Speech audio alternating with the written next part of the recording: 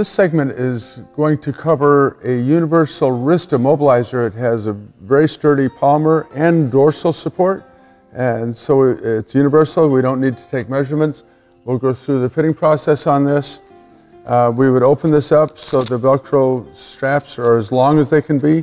So we make the brace as big as it can be. That's going to facilitate getting it on and off. Obviously, this is the palmar aspect and this is the dorsal.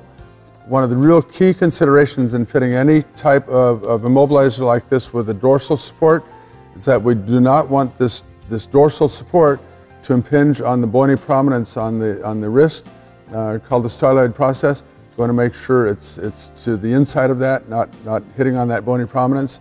And so the straps here allow us to adjust the dorsal support away from that bony prominence.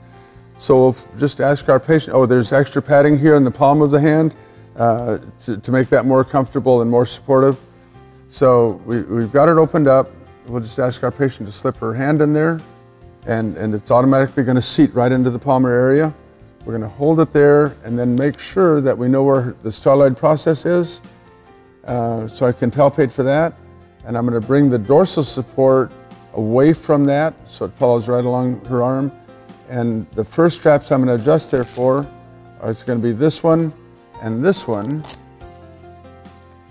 And so that's going to position that dorsal support away from the styloid process, and we won't run into trouble with that. Then I can work my way up the arm and just put a little bit of compression on each side so it doesn't rotate the brace, and make sure that pressure distribution is equal. Making sure this runs completely parallel to the long bone of the forearm. Then we can just stabilize this a little bit to stabilize her hand, and that's going to capture her wrist. And now we can see we have a dorsal support. If we can get you over into supination, there's also a palmar support that's going to really immobilize the wrist-hand complex. You don't have a whole lot of motion there, do you? No, that's pretty immobile. That would be for a very significant dysfunction or injury to the wrist area. For her to take this off now, she would have to be taught how to loosen both sides and bring it just to the end of the Velcro there. And you can do that to the other ones. And typically they will need to do both sides, because if we just undo one side, it may not be big enough. We could try it. Is there enough tension release can you slip it off? That might be a little bit too tight yet. So she has to undo the other set of tabs, and now it'll open up and now she can get it off. But because we had to undo both sides, now we have to teach her how to reattach those straps. So go ahead and slip it back on. And make sure this strap right there is not on the, feel that bony prominence right there? So make sure this dorsal support is not impinging on there.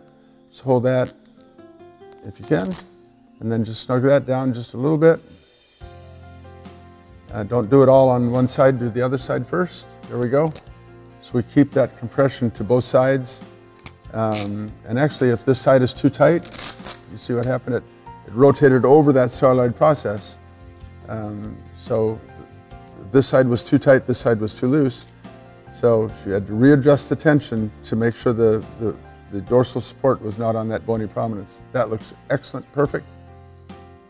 And then just a little bit on that one. There you go. And a little bit, nope, do this one first, next, there you go. So you keep working your way up. And again, just a little bit there, not too snug. That's too snug, because you got to take some tension out of this side too. There you go. So now we've aligned the support to the long bone of the arm. She can snug her hand down to support her wrist. And she's repositioned the supports beautifully, and now has control and immobilization of the hand. She can still use her fingers, but has excellent control over the range of motion at her wrist. So that's the fitting of the universal wrist immobilizer.